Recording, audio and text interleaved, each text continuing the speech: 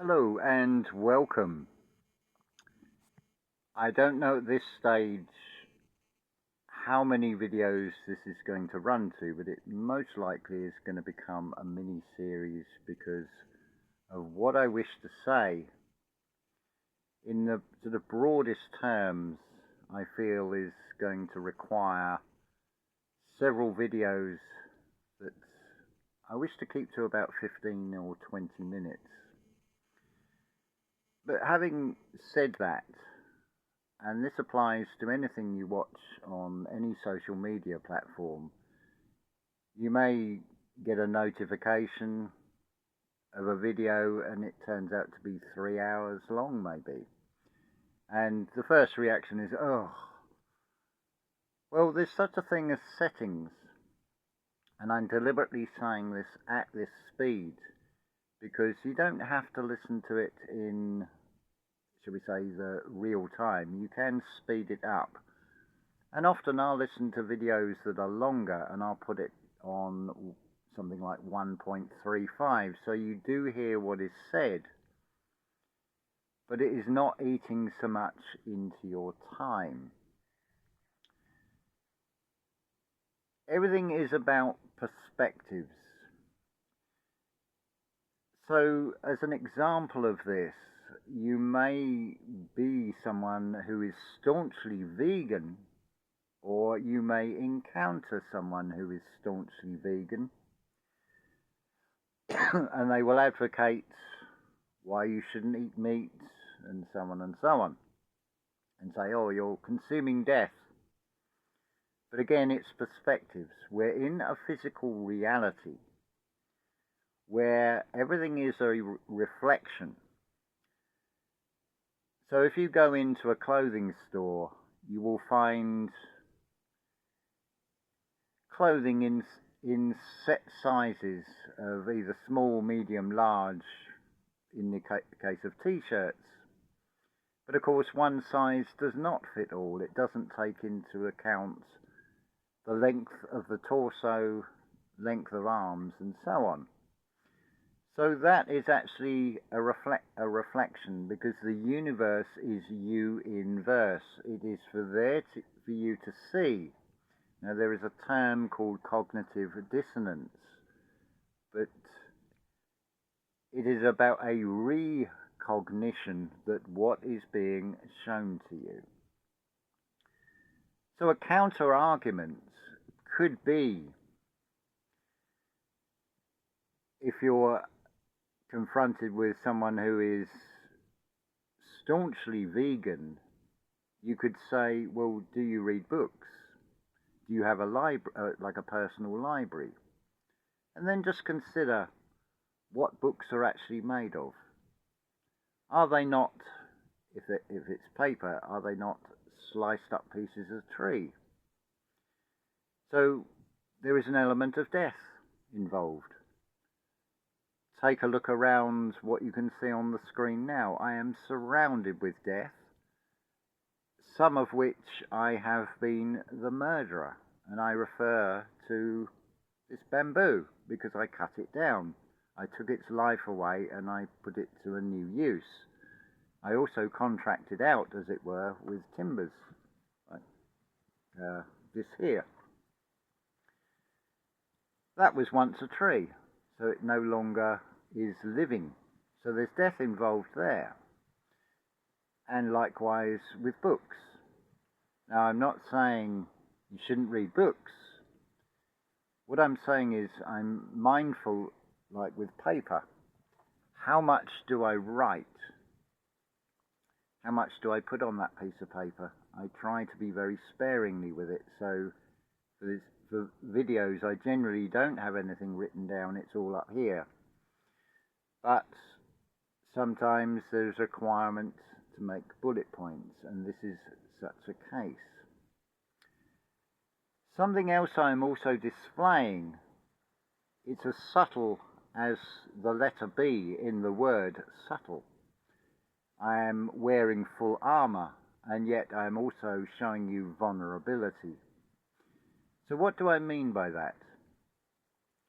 The vulnerability is that I am totally dependent on any income that I can get through YouTube or donations. I'm very at the mercy of the external.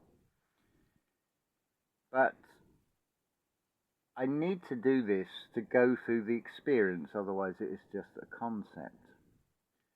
The armor, that is an energetic level that some of you may see or perceive with your senses. Effectively trying to shine a light into this world to show contrasts and uplift and inspire and give you blueprint patterns to look at things.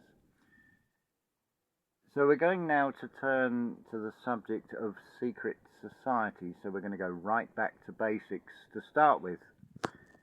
So what we start with is, and it's from Wikipedia, the fountain of all knowledge,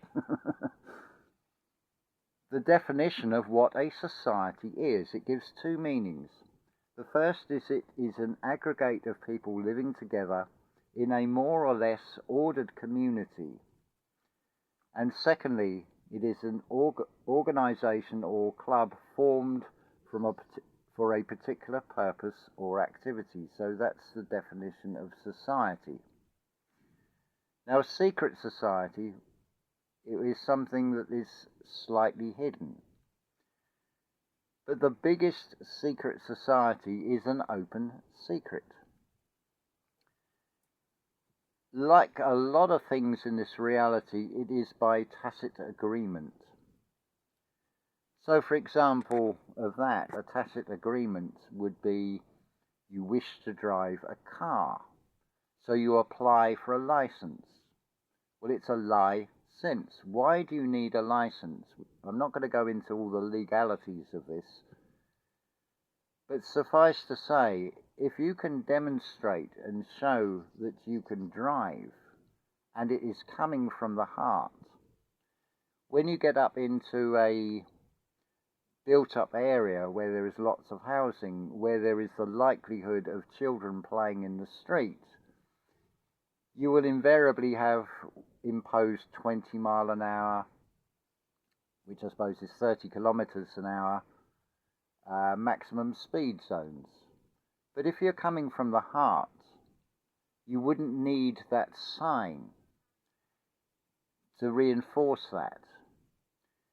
You would drive in a way that you would anticipate the unexpected and be able to bring that vehicle under control without inflicting harm upon another. This is what I like about using an everyday thing like driving, something that is relatable, because it is a perfect demonstration of expect the unexpected, because if you have expectations, you are setting yourself up for disappointment.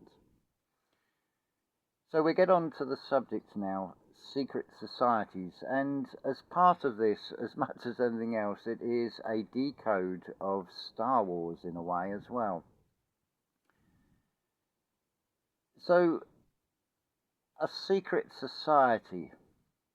So it's something that is operating within a greater society by a smaller group. And there is more than one secret society, as it were. The secret society I'm talking about, in its broadest terms, is the truth-seeking, the love and light brigade, as it's now called. And it comes in 3 degrees, 3 sort of defined areas. You have your apprentices, you have your craftsmen, and then you have your masters. So my definition of a secret society, it will consist of these 3 levels, and within those 3 levels, obviously, there will be further degrees. It will be a network with members found in all walks of life. It's not open to everybody, and it generally operates in small groups. there is generally an unknown upper level that may consist of several people involved in this, that certainly at the apprentice level would be totally unknown, because there's like a hierarchical structure to all of this. And lastly, it operates through the outer world to influence and bring about changes. So let's go right back to the sort of apprentice level, say with truth seeking. Let me just stop here for a moment, because I hope this, and this is with the intention that this gives guidance, although I'm talking in very general terms. Obviously, it is based upon encounters I have with others. So, things I may say in this video may touch a nerve, and you think, oh, they're talking about me. Well, that's a good thing. It may trigger you. It is designed and intended to trigger you. Purely because when you experience that feeling of you're being triggered, that is the time to go inward. This is what I would class as the sort of master level or the upper craftsman's levels of this, where you will ask yourself, why do I feel triggered by it? Why has it touched a nerve? Because we are a series of nerve endings, and every day we hear things we don't like. We're sitting in a period of discomfort from that, or equally, the contrast is we will hear things that we like. There is a saying, seek and ye shall find. So externally, if you start going down the truth-seeking route and you're seeking, the algorithms of something like YouTube will provide just what you're seeking, and it will seem to validate your perspective. To give you an illustration of this, I typed in how to deter wasps. I'm now getting a swarm of videos coming through because the algorithm has picked up on that and is now bombarding me with videos. But there's also a Dead Sea Scrolls, because I have the answer to that from just one short video. I don't need to look anymore, so there's Dead Sea Scrolls, because it's dead to me now. I've seen it, and I can just scroll past. The world is a stage, and it plays out all kinds of stories, but truth-seeking is a perfect example of the road to hell is paved with good intentions. Excuse me, I'm going to pause this while I just clear my throat. It generally can start with a sort of inner feeling of something doesn't add up, and of course you then start looking for answers externally. And what you're actually doing is you're entering into an apprenticeship level in a secret society, which is actually an open secret. As a truth seeker, it may result in you take part in protests about things. There are many secret societies, so as a general term we could say the sort of loony left, with the, I'm going to have to use the sort of stereotypes, the sort of really short, close-cropped hair that's normally dyed all different colours, generally more left-wing on the political spectrum, and they will be really aggressive. And you get the same thing with the truth-seeking as well, whether it be Flat Earth, Tataria, whatever it happens to be. The topic is irrelevant. It's the pattern that we're looking at with all of these things. It is all about pattern recognition with all of this. And of course, with the apprenticeship level in particular, but not exclusive to that, you will get the paid operatives that will stir things up.